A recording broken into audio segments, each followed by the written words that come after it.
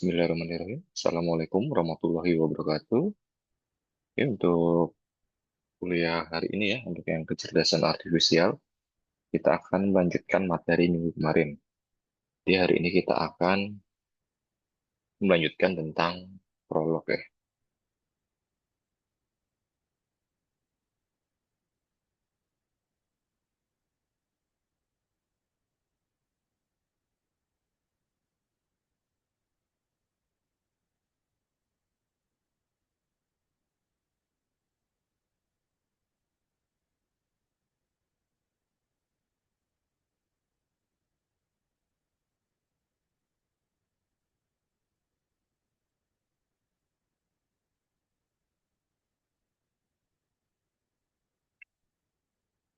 Oke, kita mulai ya. Ini pertama untuk sejarah prolog itu sendiri. Ini prolog ini merupakan sebuah singkatan ya. Panjangannya yaitu Programming in Logic. Prolog ini dikembangkan oleh Alain Colmenrod dan P. Russell ya dari Perancis pada tahun 72. Prolog ini populer di Eropa untuk aplikasi Artificial Intelligence. Sedangkan di Amerika, peneliti mengembangkan aplikasi yang sama dan diberi nama LISP. Nah, sedangkan perbedaannya ya, prolog dengan bahasa lain ya. Misal bahasa pemrograman yang umum ya, yang seperti pernah kita pelajari ada Basic, Pascal, bahasa C atau Fortran. Nah, bahasa-bahasa pemrograman ini diperlukan algoritma atau prosedur untuk memecahkan masalah, atau disebut juga dengan procedural language. Kemudian program menjalankan prosedur yang sama berulang-ulang dengan data masukan yang berbeda-beda. Prosedur dan pengendalian program ini ditentukan oleh programmer dan perhitungan dilakukan sesuai dengan prosedur yang telah dibuat. Kemudian dengan Prolog ya, Prolog ini merupakan object-oriented language atau declarative language, di mana dalam bahasa pemrograman Prolog ini tidak terdapat prosedur, tetapi hanya kumpulan data-data objek, atau bisa kita sebut dengan fakta, yang akan diolah dan relasi antar objek tersebut membentuk aturan yang diperlukan untuk mencari suatu jawaban. Programmer ini menentukan tujuan, dan komputer ini menentukan bagaimana cara mencapai tujuan tersebut, serta mencari jawabannya. Kemudian dilakukan pembuktian terhadap cocok atau tidaknya tujuan dengan data-data yang telah ada dan relasinya. Prolog ini ideal untuk memecahkan masalah yang tidak terstruktur dan prosedur pemecahannya tidak diketahui, khususnya untuk memecahkan masalah non-numerik. Prolog ini bekerja seperti pikiran manusia. Proses pemecahan masalah bergerak di dalam ruang masalah menuju suatu tujuan atau jawaban tertentu ya. Contoh yaitu pembuatan program catur dengan Prolog. Ini beberapa aplikasi yang menggunakan Prolog ya. Ada sistem pakar atau expert system ya, di mana program ini menggunakan teknik pengambilan kesimpulan dari data-data yang didapat, layaknya seorang ahli. Contohnya yaitu program untuk mendiagnosis penyakit. Kemudian pengolahan bahasa alami atau Natural Language Processing, itu program dibuat agar pemakai dapat berkomunikasi dengan komputer dalam bahasa manusia sehari-hari, layaknya penerjemah. Ini Prolog ini juga digunakan di robotik ya.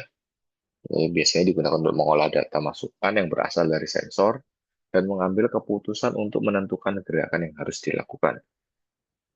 Kemudian Prolog juga digunakan untuk pengenalan pola di image processing ya, di mana komputer ini dapat membedakan suatu objek dengan objek yang lain.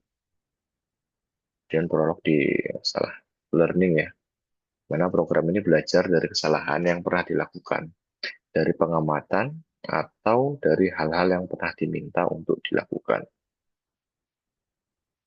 Nah, Prolog ini terdiri dari kumpulan data-data objek yang merupakan suatu fakta.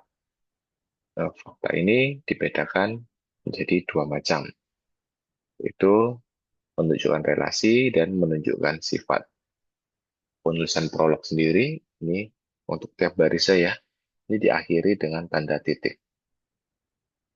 Nah, contoh ya, bila faktanya seperti ini ya, Slamet adalah ayah Amin. Maka di dalam prolog kita menulisnya ini ayah, dan buka kurung, Slamet, koma, Amin, tutup kurung, titik. Nah, ini maksudnya adalah Slamet, ayah dari Amin, atau Slamet adalah ayah Amin. Yang bersifat relasi ya, jadi kan relasi dan sifat pemilik. Kemudian yang kedua, Anita adalah seorang wanita. Nah, untuk prolognya kita tulis seperti ini. Sifatnya ya, yaitu wanita, buka kurung, Anita, tutup kurung, titik. Jadi sini ya artinya Anita adalah seorang wanita. Kemudian fakta berikutnya, ini Angga suka renang dan tenis. Nah, di sini kan berarti Angga itu suka akan dua hal. Jadi kita harus bisa ya, jadi dua fakta di sini.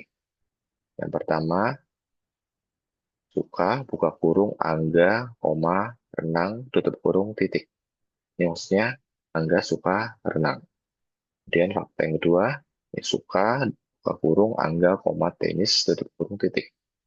Ini maksudnya ya Angga suka tenis. Jadi dua fakta ini, satu fakta ini kita jadikan prolog kita pisah ya. Kemudian jeruk berwarna jingga, ya sama ya jingga, buka kurung, jeruk, tutup kurung, titik. Ini maksudnya ya jeruk ini berwarna jingga. Nah, contoh fakta, Labiba adalah orang tua Raihan. Nah, ini cuma contoh aja ya, nanti kita coba di script prolog ya. Oke, berikutnya ada yang dinamakan aturan ya, di mana aturan adalah suatu pernyataan yang menunjukkan bagaimana fakta-fakta berinteraksi satu dengan yang lain untuk membentuk suatu kesimpulan. Sebuah aturan ini akan dikatakan sebagai suatu kalimat bersyarat. Kata if adalah kata yang dikenal prolog untuk menyatakan kalimat bersyarat atau disimbolkan dengan ini. Klik 2, strip ya. Ini contoh fakta dan aturan ya. Faktanya, Tino suka apel. Kita tulis dalam bahasa prolog, suka, dan buka kurung, Tino, koma, apel, tutup kurung, titik. Kemudian aturannya, sini Yuli suka sesuatu yang disukai Tino. Nah ini ya, jadi kita tulisnya seperti ini. Suka, buka kurung, Yuli, koma, sesuatu. Nah, tetapi di sini kita perhatikan ya, sesuatunya ini S-nya kita awali dengan huruf kapital ya. Itu berarti dia adalah sebuah variabel. Ini tutup kurung, titik dua, strip, ini pengganti if ya, maksudnya if ya. Maksudnya Yuli suka sesuatu jika kan. Jika Tino suka sesuatu ini tadi. Jadi variabelnya yaitu sesuatu ya. Di penulisan seperti ini, suka, buka kurung, Yuli, koma, sesuatu, S-nya besar karena dia adalah variabel ya. Tutup kurung, titik dua, strip, ini suka, buka kurung, Tino, koma, sesuatu, S-nya besar ya. Yang awal huruf kapital, tutup kurung, titik. Nah, di sini berarti rule-nya ini ya. Yuli akan suka sesuatu bila Tino suka sesuatu. Kalau untuk rule, ini tetap diakhiri tanda titik di akhir rule. Jadi tidak di setiap baris ya, tetapi hanya di baris akhir saja. Nanti saya kasih contohnya ya, masalah apa namanya silsilah keluarga. Kemudian setiap aturan terdiri dari kesimpulan atau kepala dan tubuh. Tubuh dapat terdiri dari satu atau lebih pernyataan aturan yang lain. Disebut subgoal dan dihubungkan dengan logika N. Kemudian aturan ini memiliki sifat then atau if kondisional. Kepala atau head ini akan benar jika tubuh atau bodinya benar. Oke, kita lihat di sini ya. Ini saya sudah bikin prolognya.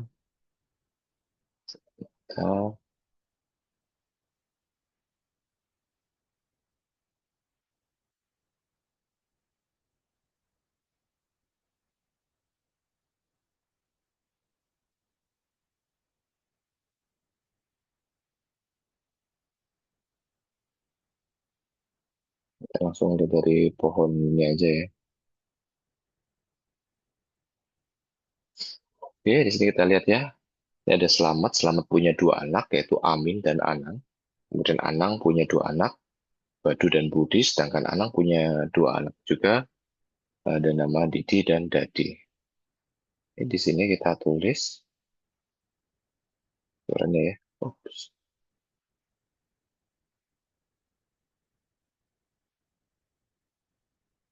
bilang ya. Oke, kita tulis ulang saja kalau gitu. Kita tulis ayah. Ini Selamat,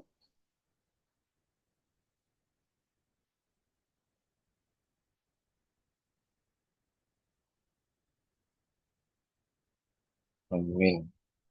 Diakhiri tanda titik ya.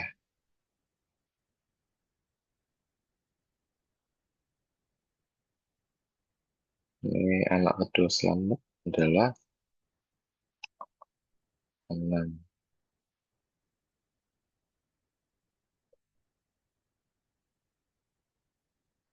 Amin, anaknya Badu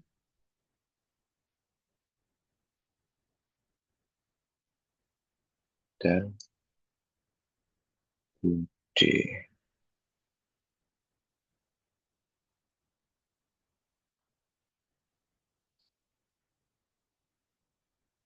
Anang, anaknya Didi dan Dadi.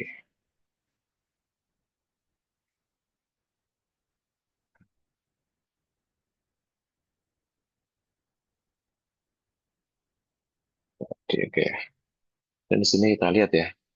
Ini berarti kalau kita mau membuat eh, menyatakan Selamat adalah kakek dari Badu. Ya, kita tulisnya kakek dalam kurung Selamat koma Badu ini ya. Selesai. Tapi ini kita coba ini langsung aja ya. Kakek langsung pakai variabel aja. A, B ya maksudnya A ini adalah kakek dari B if ya. If jika ini ya biar agak bingung C aja deh. C jika B ayah dari C dan ini kita pakai koma ya, ayah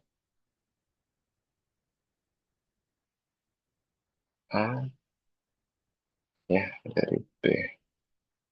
Nah, ini enggak ya? Kita coba dulu ya.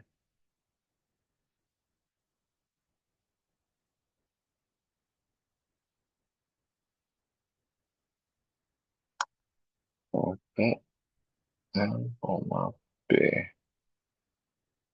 Lihat siapa saja.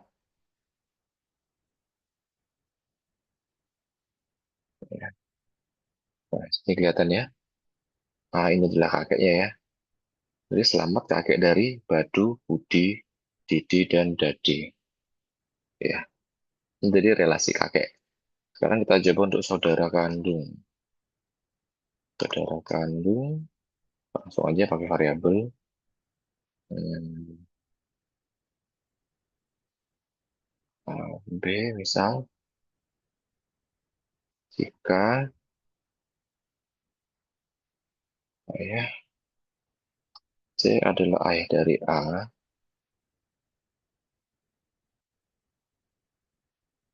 dan C adalah ayah dari B.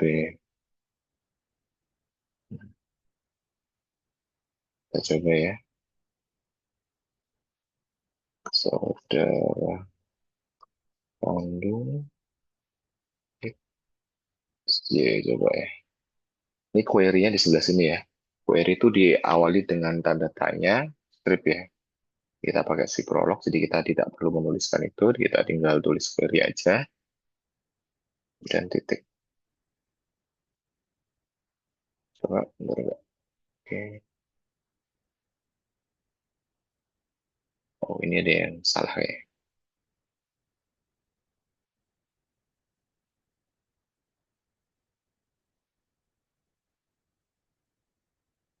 Ini ada yang harus kita perbaiki ya. Ini kenapa kok Amin adalah saudara kandung dari Amin. Ya, memang benar sih.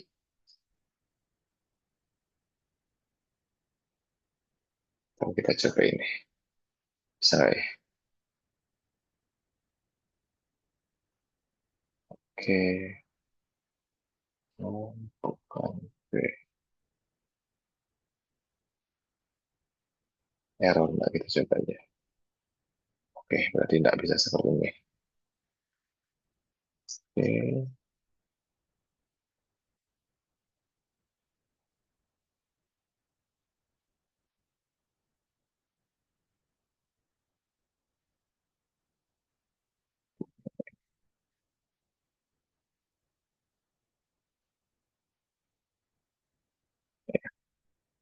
Karena dianggap sama ya.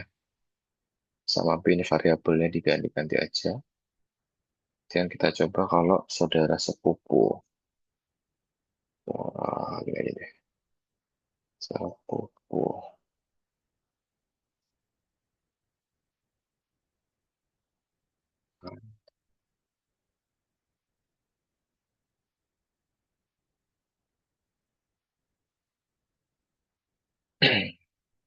Nah, ini kalau sepupu berarti gimana?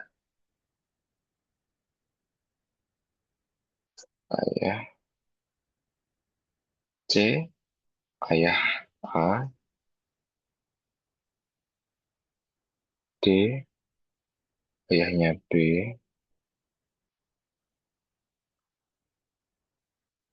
E, ayah C, E, ayah D,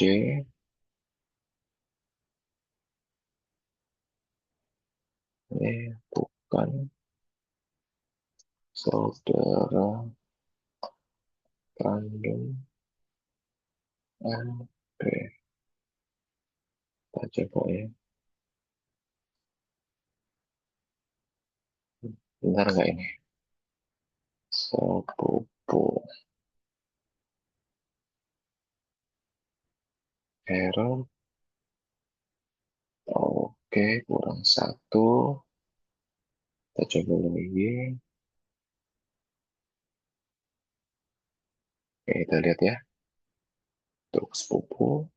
Badu di sini punya dua sepupu ya. Didi dan Dade. Ini Badu ya. Sepupunya Didi dan Dade. Berarti dia anak pamannya ya. Dan Budi punya dua sepupu. Itu Didi dan Dade sama ya. Kemudian Didi punya dua sepupu yaitu Badi dan Budi. Dadi juga punya dua sepupu yaitu Badu dan Budi. Oke, ya, jadi kira-kira seperti ini.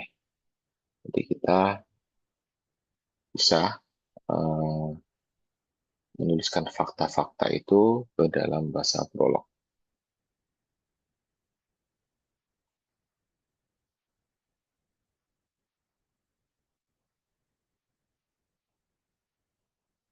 Ini query tadi ya, query diawali tanda tanya, strip, kemudian diakhiri tanda titik. Kemudian contoh query lagi. Kita langsung coba aja di prolog ya.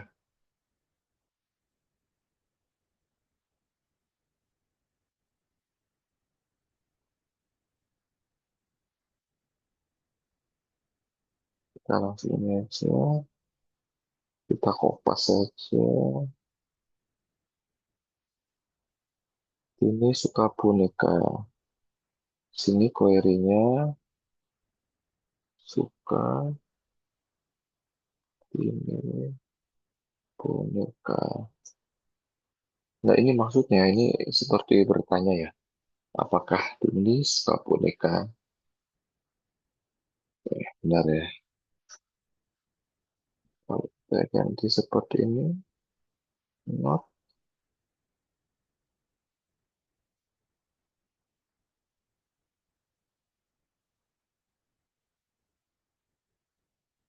ya.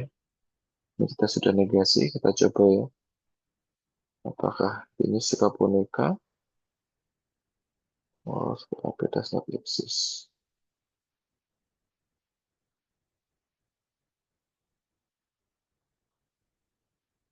Oh, oke, dari sini dulu ya.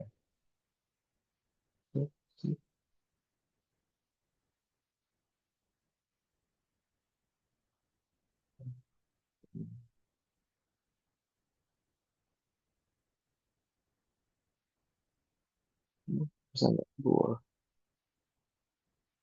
False. Karena faktanya ini ada suka boneka ya, bukan suka buah. Terus kemudian kalau query-nya kita ganti, suka ini apa? Apanya ini diawali dengan huruf kapital ya. Berarti apa ini adalah sebuah variabel. Nah, coba kita run. Nah, apa adalah boneka? Seperti itu. Kemudian dari sisilah tadi ya, kita coba query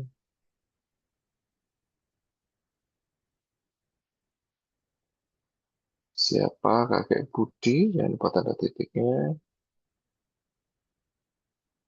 selamat.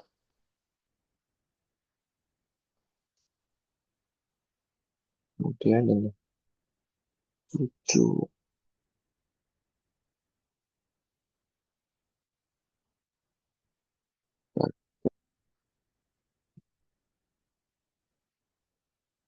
selamat, lucu. Harusnya kurang empat deh. Ya, Batu, Budi, Didi, dan Dade. Nah, di sini jika kemungkinan ada lebih dari satu, maka sini keluar ya. Cuman ini saya pakai tabel, kalau nggak pakai tabel, kita coba ya. Ya, sama ya. Ini tujuh. Ada Batu, Budi, Didi, dan Dade.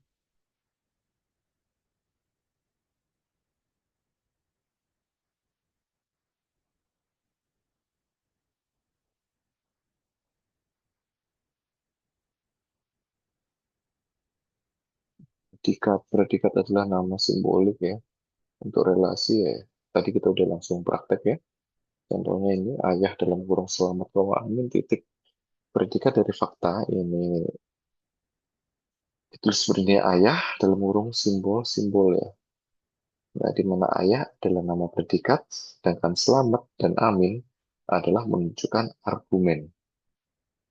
Sebuah predikat dapat tidak memiliki atau memiliki argumen dengan jumlah bebas. Jumlah argumen suatu predikat disebut aritas. Ini misal contohnya ya, ayah nama, di aritasnya satu. Ayah nama satu, nama dua, berarti aritasnya dua. Kalau yang satu, berarti si nama ini adalah seorang ayah.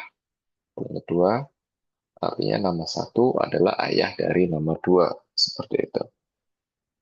Nah, syarat-syarat penulisan predikat harus diawali dengan huruf kecil dan dapat diikuti dengan huruf ya.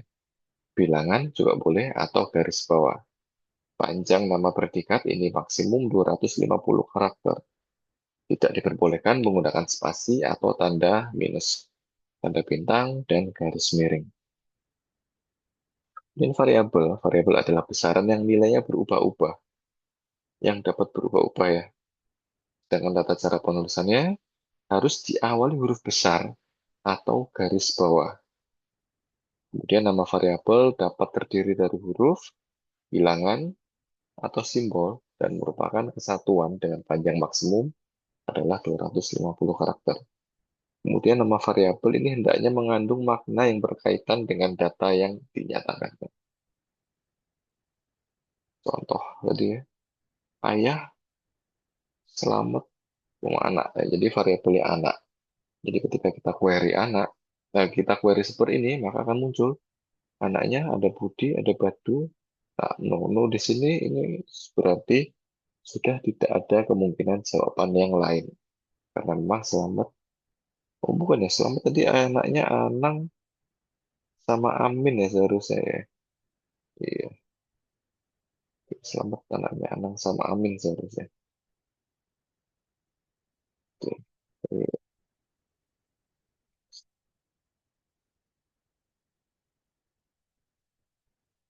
Oke.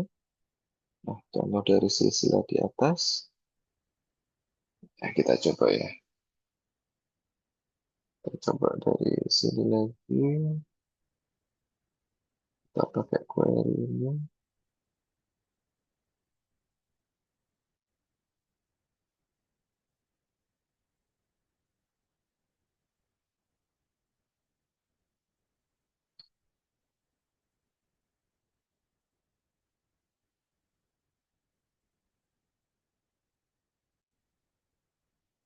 Salah.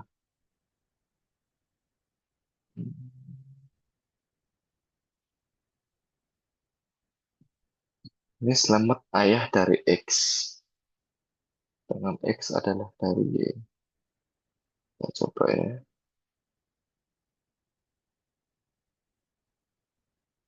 Ya, X-nya, ketika X-nya adalah, X ini kan anaknya si selamat ya. Anak selamat ada dua ya, Amin dan Anang. Oke, berarti ketika X-nya adalah Amin, maka Y-nya adalah Badu dan Budi.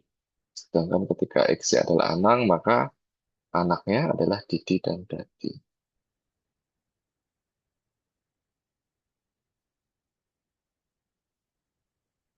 Kemudian lanjut ke ini ya, recursive rule definition ya. Nah ini yang bentuk A yang sebelah kiri, ini X adalah parent atau orang tua dari Z. Ini bisa disebut juga dengan predecessor. Ini kan bisa langsung ya. Ini yang sebelah kanannya adalah yang tidak langsung. Jadi X adalah orang tua dari ini misal Y, kemudian Y ini orang tua dari W seperti itu dan W adalah orang tua dari Z. Tapi hubungan X dan Z ini tetap disebut predecessor atau pendahulu atau leluhurnya seperti itu. Ya, kita tuliskan seperti ini. X merupakan predecessor dari Z jika X merupakan parent atau orang tua dari Z. Ya, ini eh, bila hanya ada tiga generasi, misal X, Y, Z ya. Jadi yang pertama predecessor X, Z ketika jika X itu orang tua dari Z. Jika ada tiga generasi seperti ini, X adalah predecessor dari Z jika X adalah orang tua dari Y dan Y adalah orang tua dari Z. Nah, ini empat generasi seperti ini ya. X adalah predecessor atau leluhur dari Z jika X orang tua dari Y1, dan Y1 adalah orang tua dari Y2, Y2 adalah orang tua dari Z. Nah, dan seterusnya. Ini bayangkan kalau banyak seperti ini ya. Jadi apa ya? Ya berarti apakah kita mau menuliskan quote sepanjang ini? Nah, di sini ada pengatasannya ya. Kita menggunakan seperti ini. Ini untuk semua X dan Z. Untuk semua X dan Z ya. X ini dikatakan sebagai predecessor dari Z jika ada Y ya, di mana X-nya ini adalah orang tua dari Y dan Y adalah predecessor dari Z. Nah, ini outputnya. Kemudian untuk apa namanya? Untuk bahasa prolognya kita tulis seperti ini. Predecessor dalam kurung X, Z ini huruf kapital ya karena variabel. Titik dua strip parent dalam kurung X, Y, koma predesesor dalam kurung Y, Z.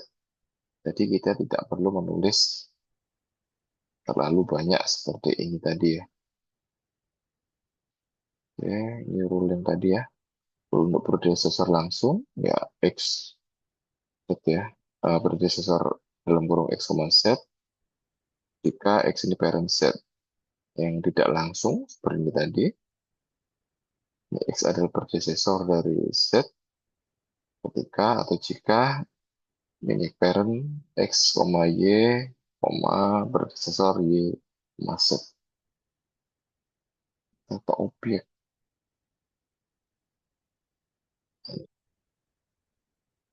Dan atom ini dapat disusun dengan tiga cara, berupa string dari huruf, digit, dan underscore.